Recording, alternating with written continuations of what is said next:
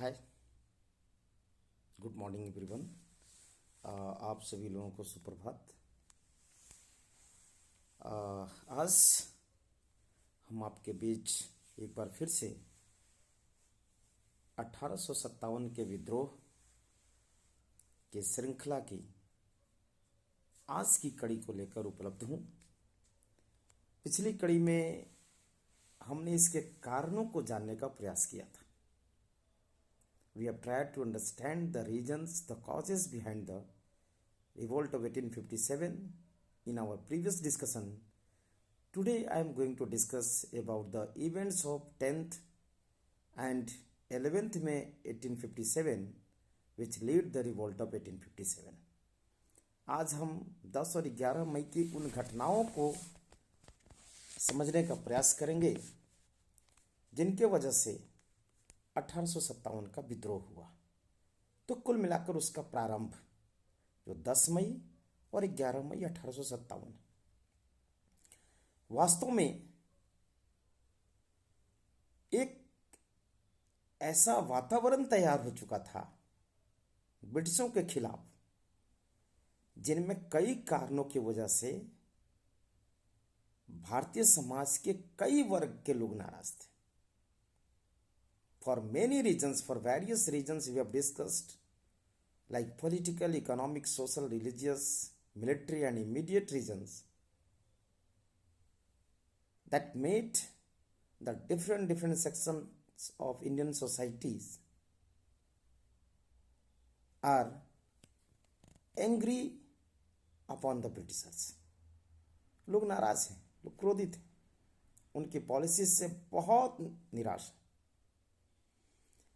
इसी बीच मार्च 1857 में बैरकपुर में वहाँ का जो नेटिव इन्फेंट्री है उसमें मंगल पांडे वाली भी घटना घट चुकी है।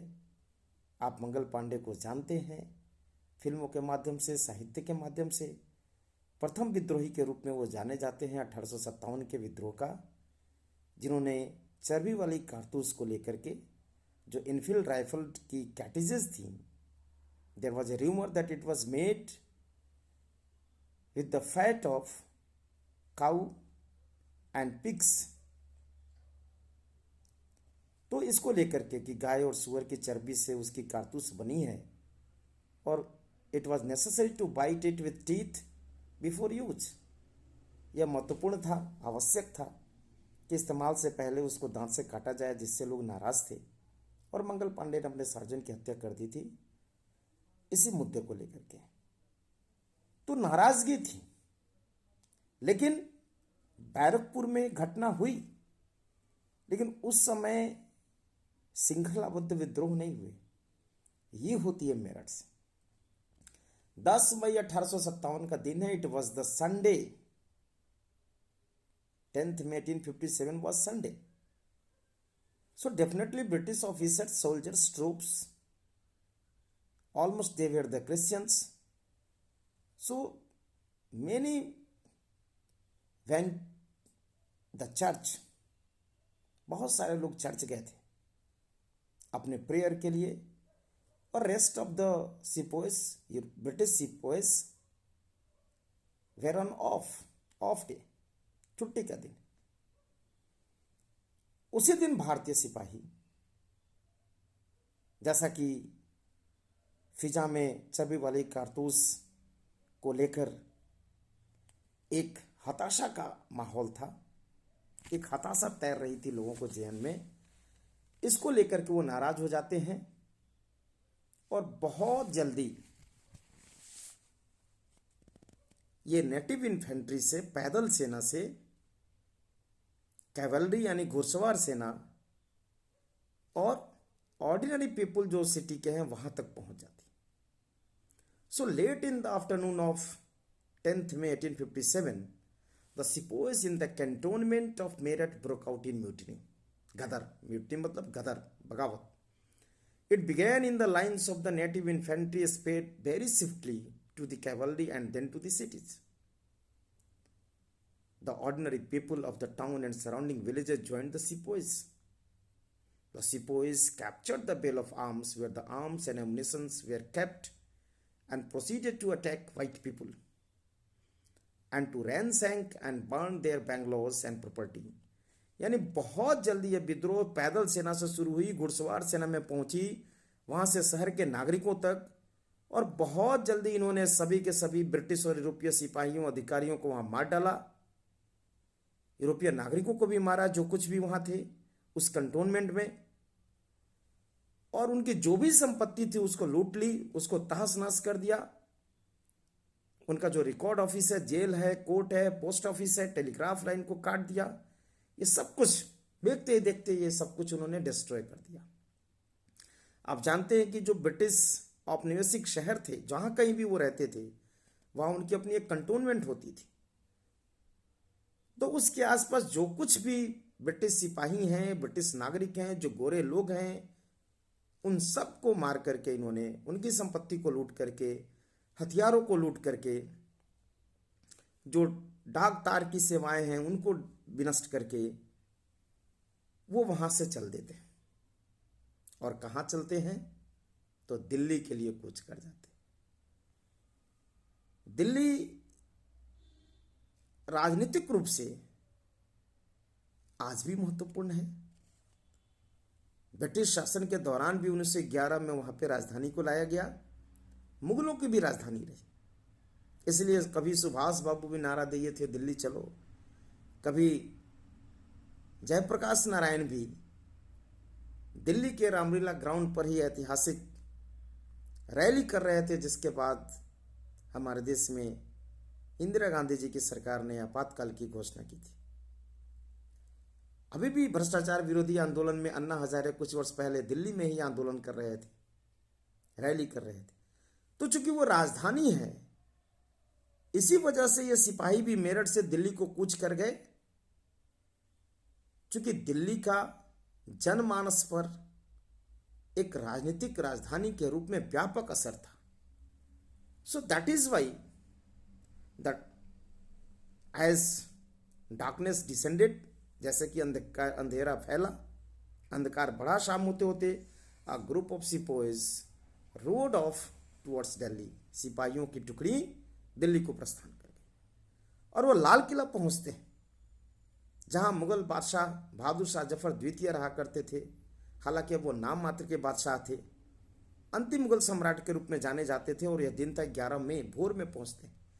और जैसा कि आप सभी जानते हैं कि वो धर्म से इस्लाम को मानने वाले थे, और यह पवित्र रमजान का महीना था। It was the Holi Ramzan month, जिसमें दिन के समय सूर्योदय से लेकर सूर्यास्त तक इनकी फास्टिंग होती है। तो सूर्योदय से पहले का प्रेयर और शहरी भोजन अभी जस्ट इन्होंने फिनिश किया था। तभी इनको कोलाहल सुनाई दिया, शोरगुल सुनाई दिया। He heard the commotion at the gates. उनको बड़ी कोलाहल लगा कि भाई क्यों इतनी हलचल हो रही है।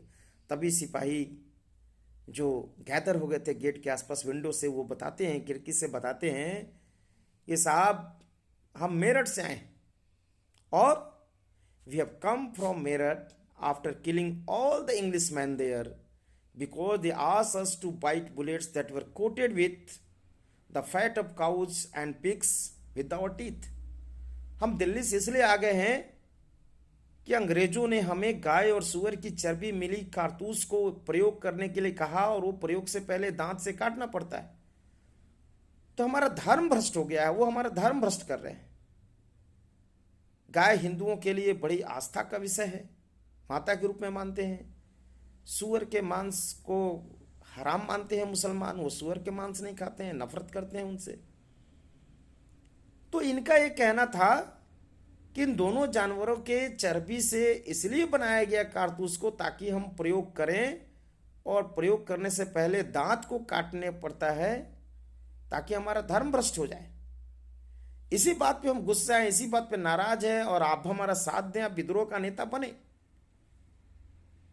अब बहादुर शाह जफर एक शायर आदमी, कवि आदमी,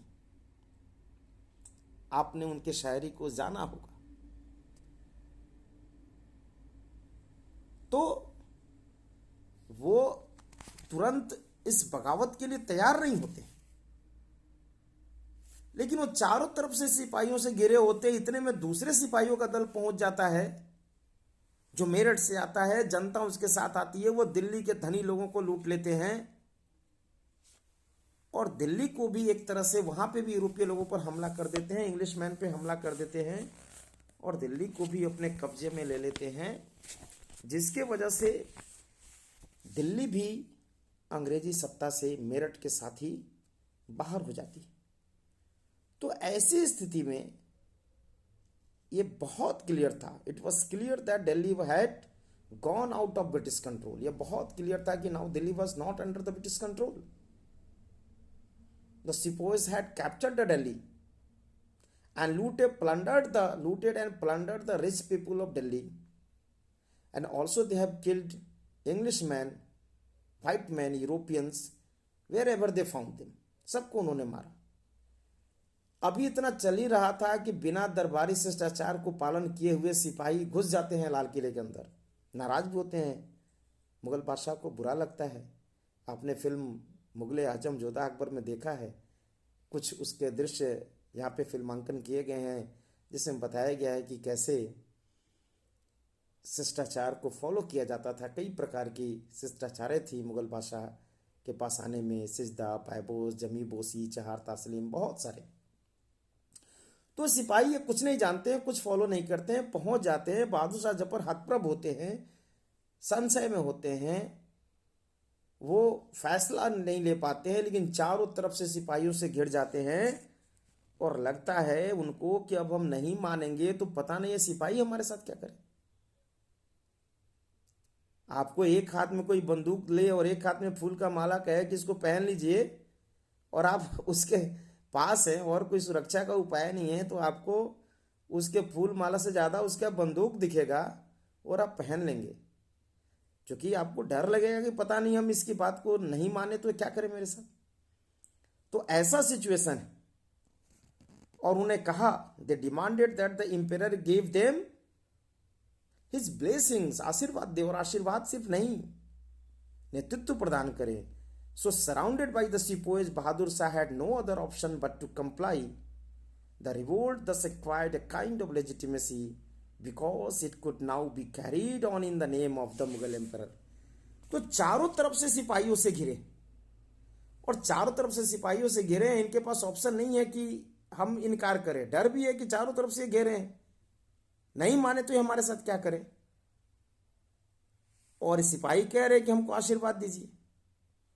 तो आप जीवन में भी देखेंगे बहुत जगह आशीर्वाद सिर्फ खुशी से नहीं दिए जाते हैं, बहुत जगह ऐसी परिस्थितियां आ जाती हैं जिनके सिवा आप यदि किसी बात को 100% नहीं चाहते हैं तब भी मानना पड़ता है। परिस्थिति के अनुसार आदमी को निर्णय लेने पड़ते हैं। निश्चित रूप से बहादुर शाह जफर द्वितीय अंग्रेजों से खुश नहीं थे, वो नाराज थे, उनके साथ बहुत मिसबिहेव हो रहा था, बहुत दुर्व्यवहार हो रहा था, बहुत उनके साथ एक तरह से नाइंसाफी हो रही थी। वो तो नाम मात्र के शासक रह गए थे, ब्रिटिश उनके साथ मिसबिहेव कर रहे थे, तो इसके चलते वो नाराज थे, परंतु वो इस स्थिति में नहीं थे कि वहां से बगावत करें। वो अंग्रेजों की ताकत को जानते थे, उम्र की तकादा थी उनके साथ, स्वभाव से शायर हृदय व्यक्ति थे, लेकिन ऐसी परिस्थितियां बनी कि उनके पास दूसरा कोई चारा नहीं था, उन्हें इस विद्रोही सिपाहियों की बात को माननी पड़ी। और उस विद्रोही सिपाहियों के साथ मेरठ से लोग हैं, दिल्ली से लोग हैं, समाज के कई वर्ग के लोग उनके साथ हैं, जो भिन्न भिन्न कारणों से, पिछले एपिसोड में हमने जाना कि कई कारणों से वो नाराज हैं। तो इनके पास कोई चारा नहीं था और इस तरह से यहाँ से बगावत शुरू हो जाता है। मेरठ के बाद दिल्ली विद्रोहियों के कब्जे में, और बहुत जल्दी धीरे धीरे ये फैल जाता है उत्तर भारत में और कई क्षेत्रों में, जैसे कि आगरा में, लखनऊ में, कानपुर में, मध्य भारत के क्षेत्रों में, झांसी में, आरा, जगदीशपुर, बिहार तक ये पहुंच जाता है। अवध का क्षेत्र जो वर्तमान यूपी है, इसमें सबसे ज़्यादा विद्रोह जो है वो फैलता है, बड़ी तेज़ी से फैलता है और भिन्न भिन्न कारणों से जितने भी लोग नाराज़ हैं ब्रिटिश शासन के खिलाफ, वो यहाँ से इस बगावत में शामिल हो जाते हैं। और इस तरह से 10 और 11 मई की घटनाओं के साथ 1857 के विद्रोह का प्रारंभ हो जाता है। ये म्यूटनी यह गदर या रिवॉल्ट 1857 का with the events of 10th and 11th May began and very soon spread in the other parts of country। तो बहुत जल्दी हमारे कंट्री के भिन्न भिन्न क्षेत्रों में ये फैल जाता है और जो भी लोग नाना प्रकार के कारणों से विद्रोहियों से नाराज हैं वे इसमें विद्रोहियों से नहीं, अब ब्रिटिश शासन से नाराज हैं वो विद्रोहियों के साथ हो जाते हैं। उसके कारण हमने पहले जाना है। तो इस तरह से इस विद्रोह का प्रारंभ होता है। तो आप लोगों को ये चर्चा कैसी लगी? यदि अच्छी लगी तो आप इसे लाइक करेंगे, सब्सक्राइब करेंगे, शेयर करेंगे और फिर अगले एपिसोड में हम एक अगले टॉपिक लेकर के बहुत जल्द आपके समक्ष उपलब्ध होंगे। और तब तक के लिए आप सभी लोगों को बहुत बहुत धन्यवाद। आपका दिन शुभ हो। Thank you. Have a nice day.